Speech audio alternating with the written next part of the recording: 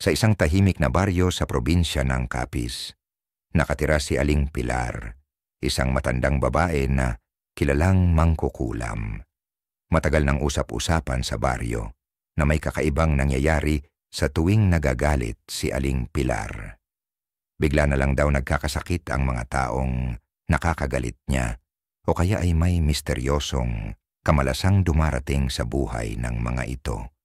Isang araw naganap ang isang malaking pagtatalo sa pagitan ni Aling Pilar at ni Karina, isang dalaga na masayahin ngunit matapang ang dila.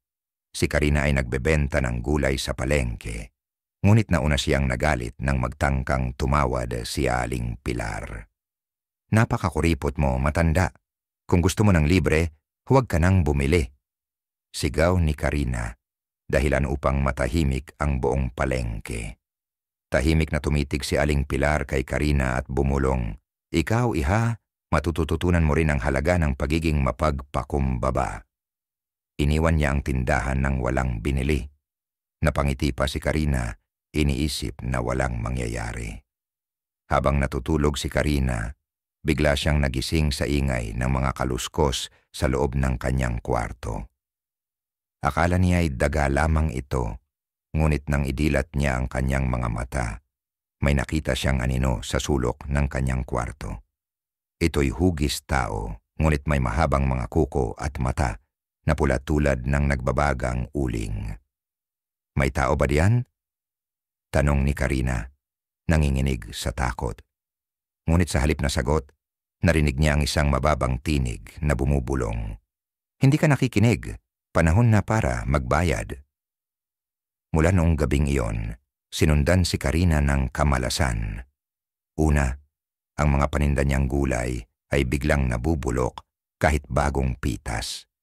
Sumunod, nagkasakit ang kanyang ina, ngunit kahit anong gamot ang subukan ay walang gumagana. Ang pinakanakakatakot ay ang mga panaginip niya tuwing gabi.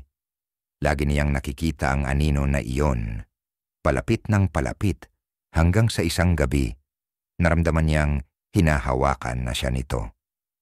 Sa takot, naghanap ng tulong si Karina.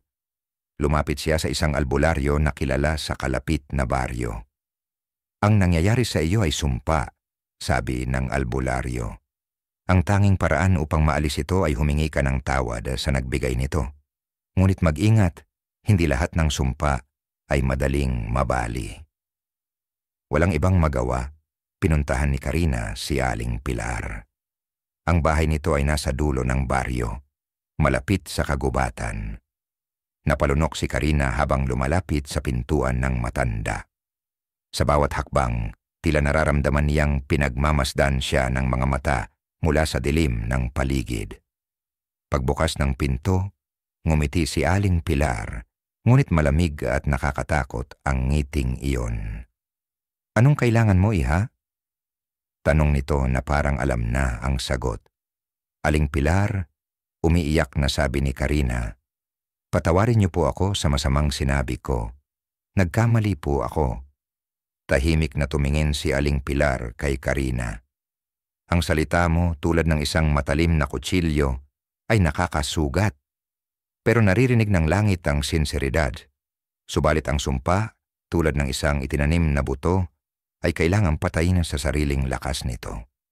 Hinawakan ni Aling Pilar ang isang itim na bote na puno ng kakaibang likido. "Inumin mo ito," sabi niya. "Ito lamang ang paraan upang matanggal ang sumpa." Walang pagdadalawang isip, ininom ni Karina ang laman ng bote. Agad siyang nakaramdam ng matinding sakit sa kanyang tiyan. Ang sakit ay parang nagmumula sa kaibuturan ng kanyang pagkatao at napasigaw siya sa matinding kirot. Nang humupa ang sakit, napansin niyang parang gumaan ang kanyang katawan.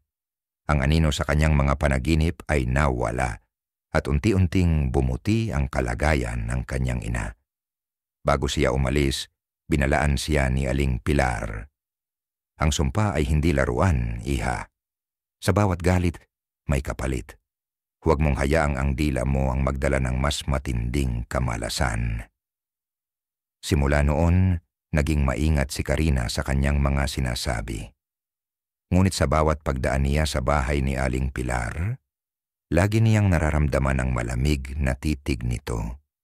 Parang nagpapaalala na ang isang pagkakamali ay pwedeng magdala ng sumpang hindi na kayang bawiin.